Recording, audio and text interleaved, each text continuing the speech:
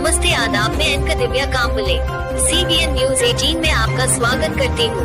CBN news 18 हर समस्या में आपके साथ, हर खबरों में सच्चाई से आपके पास, क्योंकि हम सच दिखाते हैं। पासनं मला संध्याकाळी माहित पडलेलं आहे की असं काही व्हिडिओ व्हायरल होतोय आणि ज्या तिथल्याच उपस्थितीपैकी कोणीतरी हा व्हिडिओ व्हायरल केला आहे अशी पण माझ्या कानावर बातमी आहे।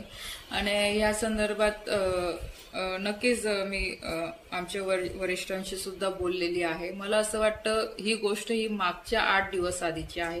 आता त्याच्यामध्ये काही तथ्य नाहीये।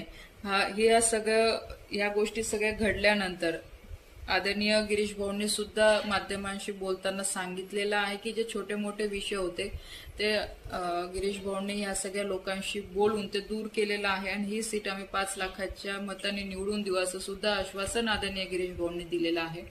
विषय हा आहे की जेव्हा आदरणीय गिरीश भाऊ त्या बैठकीमध्ये उपस्थित आहे, म्हणजे कोर कमिटीचीच बैठक म्हणा, मंगेश दादा असतील, राजू मामा असतील, स्मिताताई एम विजूभाऊ चौधरी, एवढे सगळे वरिष्ठ बसलेले आणि जेव्हा एखादे कार्यकर्ते तक्रार करतात, स्वाभाविक येतात, तक्रार असतेच।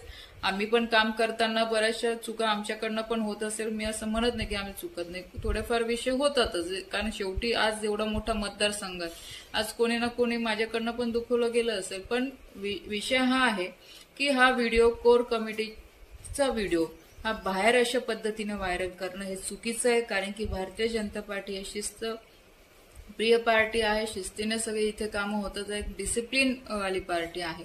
तर मला असं वाटतं की पक्ष या सगळ्या गोष्टींची दखल घेईल आणि जो कोणी हे सगळं विषय त्यांनी बाहेर आणलेला आहे। मैं अलविदा लेती हूँ, आपकी एंकर दिव्या कांबले। देखते रहिए CBN। Press the bell icon on the her YouTube समस्या में app आपके and never साथ, miss another हर खबरों में सच्चाई से आपके पास, क्योंकि हम सच दिखाते हैं।